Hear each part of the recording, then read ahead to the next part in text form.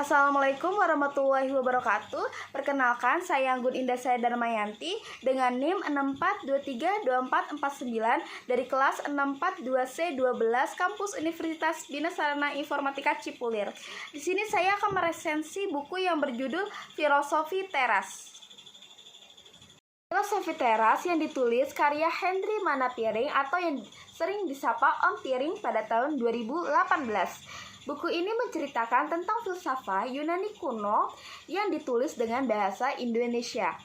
Lebih dari 2000 tahun lalu, sebuah masa filsafat menemukan akar masalah dan juga solusi dari banyak emosi negatif. Stoicisme atau filosofi teras adalah filosofi Yunani Romawi kuno yang bisa membantu kita mengatasi emosi negatif dan menghasilkan mental yang tangguh dalam menghadapi naik turunnya kehidupan. Buku ini menceritakan tokoh Zeno, seorang pelopor filsafat Stoa yang kerap mengajarkan filosofinya di sebuah teras berpilar.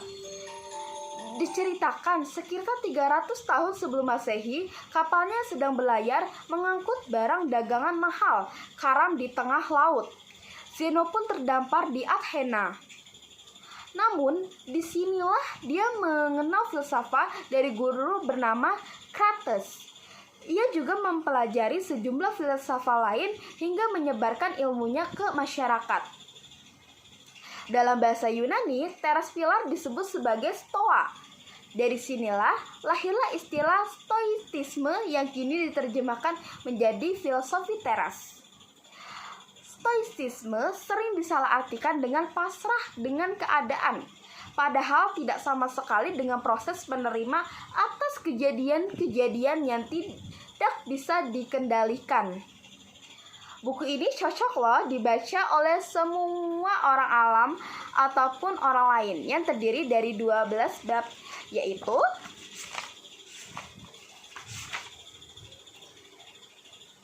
satu, survei khawatir nasional. 2. Sebuah filosofi yang realis.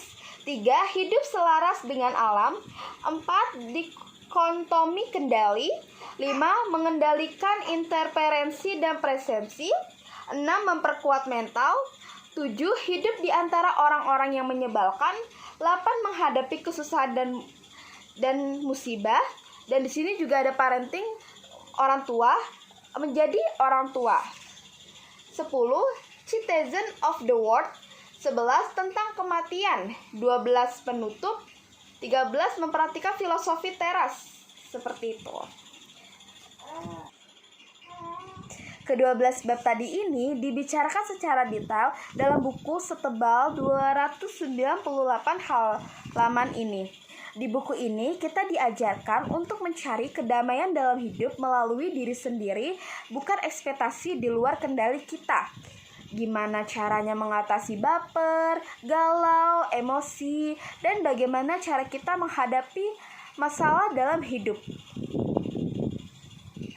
Prinsip utama yaitu manusia tidak sepantasnya untuk melawan takdir.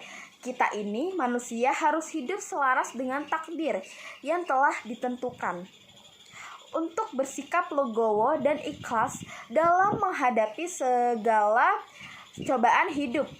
Contohnya, ditinggal seseorang yang kita cintai dan berlarut-larut dalam kesedihan.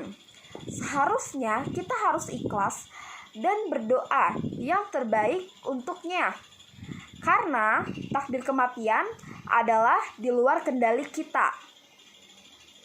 Kemudian, pesan yang saya dapatkan dari buku Filosofi Teras setebal 298 halaman ini yaitu mengenai mengatur emosi, kendali.